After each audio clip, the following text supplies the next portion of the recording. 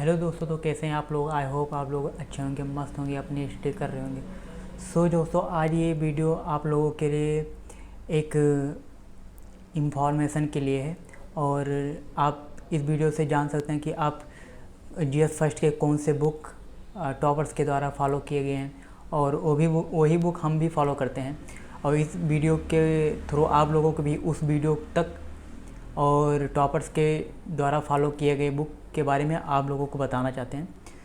सो सबसे पहले हम सोसाइटी के बुक के बारे में बात करते हैं, क्योंकि जीएस फर्स्ट का है ये एक पार्ट है।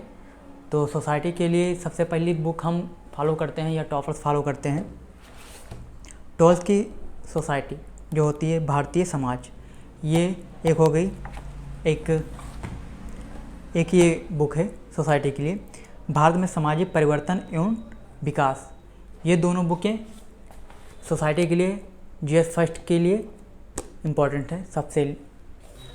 इसके बाद आ जाते हैं आर्ट और कल्चर के लिए एडवांस बुक पे। आर्ट और कल्चर के लिए सबसे बेस्ट बुक है नितिन सिंघानिया, जो कि बहुत ज़्यादा बल्कि बुक है, लेकिन इसमें बहुत सेलेक्टेड चैप्टर ही पढ़ने हैं। सो आप ये फॉलो कर सकते हैं नितिन सिंघानिया को। इसके बाद आप आर्ट और कल्चर में ही 11th क्लास की बुक ही फॉलो कर सकते हैं, जो कि ये सबसे बेस्ट बुक है 11th क्लास की। अगर आप ये अच्छे से फॉलो कर लेते हैं और सेलेक्टेड पॉइंट इसमें नितिन सिंघानिया में फॉलो कर लेते हैं, कंप्लीट कर लेते हैं, तो आपकी आर्ट और कल्चर की पूरी टॉपिक अच्छे से कवर हो जाती हैं।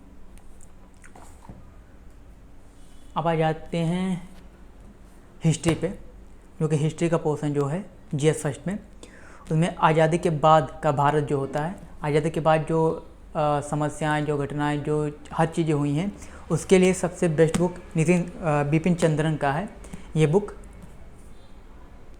ये आप फॉलो कर सकते हैं, जो कि बहुत सारे टॉपर्स के द्वारा ये बताए गए हैं, ये बुक के हैं। इसके बाद आ जाते हैं विश्व इतिहास पे। विश्व इतिहास का अर्जुन देव की ये बुक है विश्व इतिहास की, जो कि बहुत सारे टॉपर्स इसके बारे में बता चुके हैं। और जीएस फर्स्ट में विश्व इतिहास के 2-3 क्वेश्चन आते हैं इसमें, सो ये इम्पॉर्टेंट हो जाता है। तो विश्व इतिहास के लिए अर्जुन देव की बुक ये इनफ है। और अगर आप एनसीईआरटी की कवर करना चाहते हैं एनसीईआरटी से, तो 11th क्लास की एनसीईआरटी हिस्ट्री की सबसे बेस्ट बुक है वर्ल्ड हिस्ट्री के लिए। उसके बाद आते हैं भारत का स्वतंत्रता संघर्ष, जो भारत में बहुत सारे स्वतंत्र संघर्ष के लिए बुक है। ये भी एक बिपिन चंद्र की बुक है, ये भी बहुत बेस्ट बुक है। बहुत सारे टॉपर्स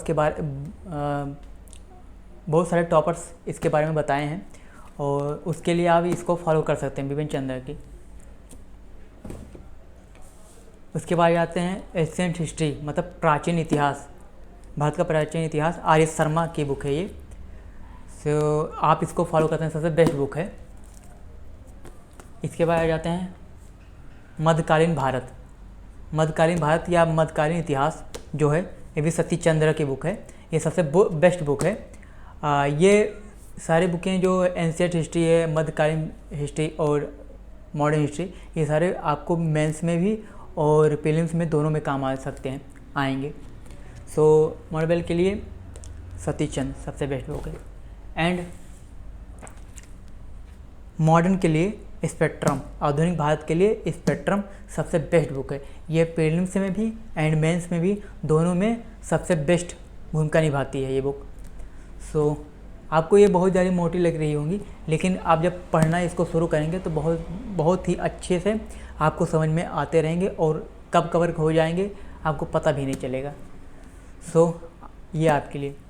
और ज्योग्राफी की अगर बात करें, तो ज्योग्राफी के लिए आप एनसीईआरटी 6 to 12 फॉलो कर सकते हैं अच्छे से, क्योंकि इसके लिए आप स्टैंडर्ड बुक बहुत सारे ले सकते हैं, जैसे मौलवी हुसैन का बुक एक आता है, और वर्ल्ड हिस्ट्री के लिए भी बहुत सारे बुक आते हैं स्टैंडर्ड।